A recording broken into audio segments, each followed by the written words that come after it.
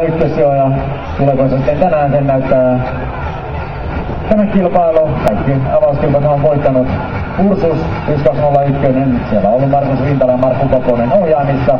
Ja toivotaan nyt sitten Simo Laineen veto. Tähän on Ollilan mies valmiina lähtöön.